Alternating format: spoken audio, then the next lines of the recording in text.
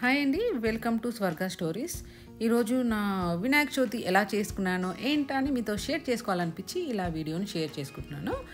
ఈసారి నేను పసుపు గణపతిని కూడా చేశానండి. ఆ వీడియో కూడా షేర్ చేసుకుందామని ఇలా వీడియో తీస్తున్నాను.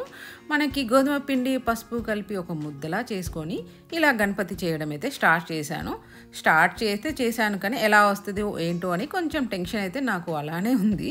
కాకపోతే నాకు ఈ గణపతి అవ్వడానికి 2 hours టైం పట్టిందండి. అందుకోసం నేను ముందు రోజే గణపతికి పువ్వులు, పండ్లు, పలారం అన్నీ ముందు రోజు చేసుకున్నాను అనమాట. ఆల్రెడీ ఇప్పటికే నేను దేవుడికి కావాల్సిన నైవేద్యము, సేమ్యా, దడ్డు సేమ్యా, పరవన్నం, పులిహోర, లడ్డు, అన్నిటికంటే ఇష్టమైన కుడుములు ఇవన్నీ కూడా చేసి రెడీగా పెట్టేసుకొని ఇంకా దేవుడు అలంకరణ స్టార్ట్ చేశాను అనమాట. ఇలా మొత్తం ఇది స్టార్ట్ చేశాక పూజ చేసుకున్నాము. అయ్యగారు అయితే ఏం రాలేదు కానీ యూట్యూబ్లోనే మనం వీడియో చూసుకుంటా మేము పూజ చేసుకున్నాము. ఈ వినాయకుడిని కూడా నాకు ఎలా చేయాలి ఏంటనేది కూడా కొంచెం కూడా ఐడియా లేదనమాట. ఇది ఫస్ట్ టైం కదా. ఆల్రెడీ నేను ఇన్స్టాగ్రామ్లో వీడియో చూశాను. ఆ వీడియోని షేర్ చేసుకొని ఆ వీడియో చూసుకుంటూ ఇలా చేస్తున్నాను అనమాట. మీకు కూడా బాగా నచ్చిందని అనుకుంటున్నాను. మీకు ఎలా అనిపించింది ఏమి అని మీరు నాకు కామెంట్ పెట్టండి, నేను రిప్లై ఇస్తాను. ఇలానే కొంచెం వీడియో చూడండి, మళ్ళీ కలుద్దాం.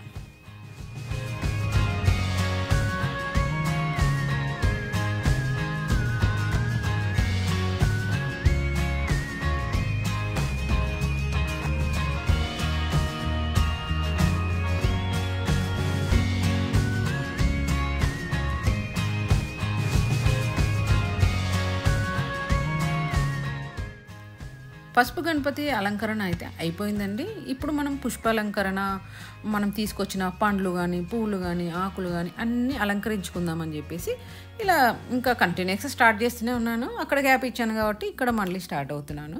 ఆ పింక్ కలర్ పూలు అయితే నాకు బాగా నచ్చాయండి. ఇది మొత్తం సాయిత్యనే షాపింగ్ చేసింది. గణపతిని కానీ, పువ్వులు, పండ్లు అన్నీ సాయిత్యనే పట్టుకొచ్చింది అనమాట ముందు రోజు. సాయిత్య ఎక్కడ పిక్చర్లో కనబడదు కానీ బ్యాక్గ్రౌండ్లో మాత్రం ఆమెకి ఉంటుంది చూడండి, మామూలుగా ఉండదు అనమాట. ప్రతి ఒక్కటి మమ్మీ అని తీసుకొచ్చి ఇవ్వాలి. అలా మేము ముందే అనుకుంటాం, ఎందుకంటే అలా చేస్తేనే మనకు ఫాస్ట్గా అయిపోతుంది పూజ.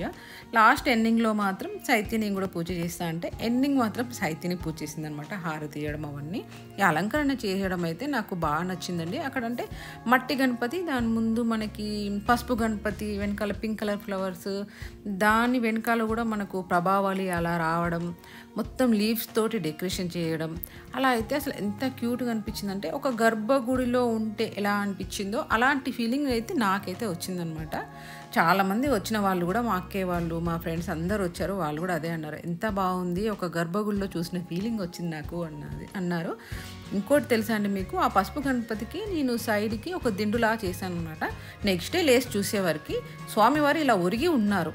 మరి ఆ పిండి అది అలా ఒరిగారా లేదంటే తను నిజంగానే పడుకున్నారా అన్నంత ఫీలింగ్ అనిపించింది. ఆ వీడియో ఫోటో తీద్దాం అనుకున్నాం కానీ ఎలానో మిస్ అయిపోయిందండి. అది మాత్రం మిస్ అయిపోయింది. నేను కూడా ఇప్పటికీ ఫీల్ అవుతున్నాను. ఇలా వస్త్రం అండి, ఇప్పుడు మీరు చూస్తున్నారు కదా వైట్ కలర్ది, అది వస్త్రం వేస్తాము మేము. యజ్ఞోపవీతం అని వేస్తాము. వస్త్రం అంటే క్లాత్స్ అనమాట, యజ్ఞోపవీతం అంటే పంచాలాగా అంటారు మా అత్తయ్య వాళ్ళు. అలా చేసి ఇంకా ప్రతి ఒక్కటి ఏది మిస్ అవ్వకూడదని లాస్ట్ ఫినిషింగ్ టచ్ సాహిత్య ఇస్తుందని చెప్పాను కదా, సాహిత్య పూజ చేస్తుంది అనమాట. ఇంకా పూజ వచ్చేసింది. ఇలాగా పూజ అయిపోయిన తర్వాత మేము మంచిగా దేవుడికి చేసిన నైవేద్యాలన్నీ మేము ఆరగించేసి హ్యాపీగా రెస్ట్ తీసుకున్నాం అనమాట. మాకైతే పూజ చాలా బాగా అనిపించింది. చాలా పాజిటివ్ వైబ్రేషన్స్ కూడా అనిపించాయి అనమాట. మీకు ఎలా అనిపించిందో కామెంట్ చేయండి. అదే కాకుండా లైక్ చేయడం, షేర్ చేయడం, సబ్స్క్రైబ్ చేయడం మాత్రం మర్చిపోకండి. Thank you very much.